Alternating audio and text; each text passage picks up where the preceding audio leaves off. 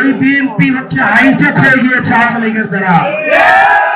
যারা দিনরাত পরিশ্রম করে যাচ্ছে, চট্টগ্রামের নেতা কর্মী যারা আছে, তাদের সবার প্রতি আন্তরিক কৃতজ্ঞতা জানাচ্ছি।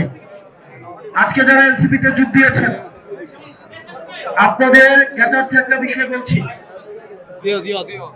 আপনারা এমন একটা পরিস্থিতিতে যোগ দিয়েছেন, আপনারা এমন একটা পরিস্থিতিতে এনসিপিতে বসন্ত নামিয়ে এনেছেন, যখন সারা দেশে কাল বৈশাখী ঝড় চলছে, রাষ্ট্রীয়ভাবে কাল বৈশাখী ঝড় চলছে। বিএনপি সরকারে এসে তারা সংস্কার বিরোধী একটা অবস্থান নিয়েছে। আমরা ওয়াসিম যেই জায়গায় রক্ত দিয়েছে, আমরা ওয়াসিমের রক্তের যেই শহর, এই শহরে আমরা দাঁড়িয়ে আছি। অত্যন্ত দুঃখজনক বিষয়, ওয়াসিম, আবু সাঈদ, নির্বুদ্ধরা যে কারণে রক্ত দিয়েছিল, বিএনপি ক্ষমতায় এসে সেই জায়গা থেকে তারা পিছিয়ে আসছে।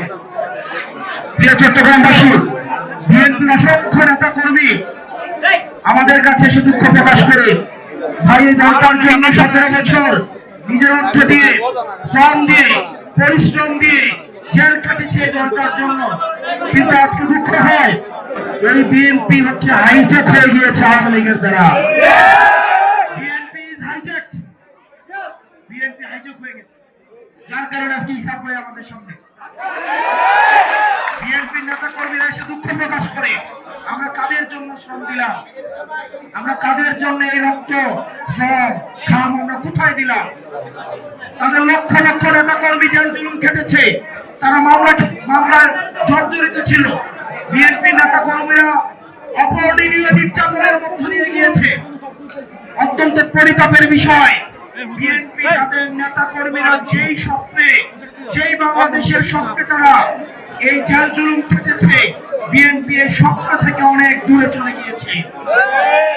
প্রিয় চট্টগ্রামবাসী, আপনাদেরকে এই বিএনপির এই নেতা কর্মীরা, মজলুম নেতা কর্মীদের তাদের দুঃখের কথা আপনাদেরকে শুনতে হবে।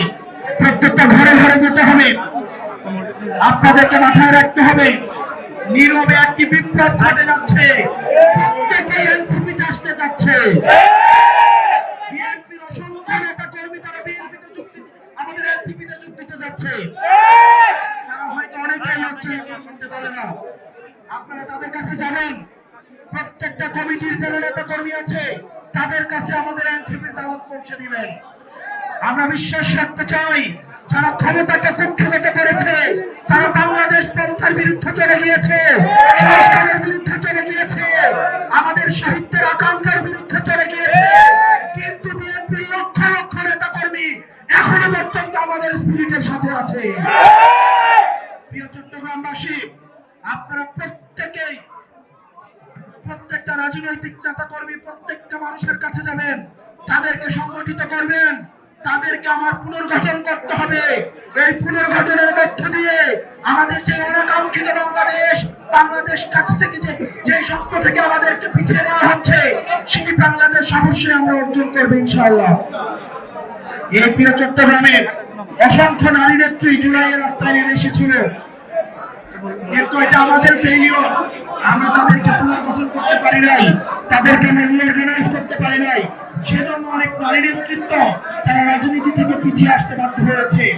সেজন্য নারী নেতৃত্বের মধ্যে যারা আছেন, আপনাদেরকে অনুরোধ করব, চিত্রভাগের যে নারী শক্তি রয়েছে, নারীদের মধ্যে যে নেতৃত্বের যে ক্ষমতা রয়েছে, দক্ষতা রয়েছে, আপনারা প্রত্যেকটা নারীর কাছে যাবেন, তাদেরকে পুনর্গঠিত করে, রিঅর্গানাইজ করে আমাদের বৃহত্তর যে লক্ষ্য, আমাদের পুনর্গঠিত বাংলাদেশের যে লক্ষ্য, এই লক্ষ্য নারীদেরকে আপনারা অংশগ্রহণ করাবেন।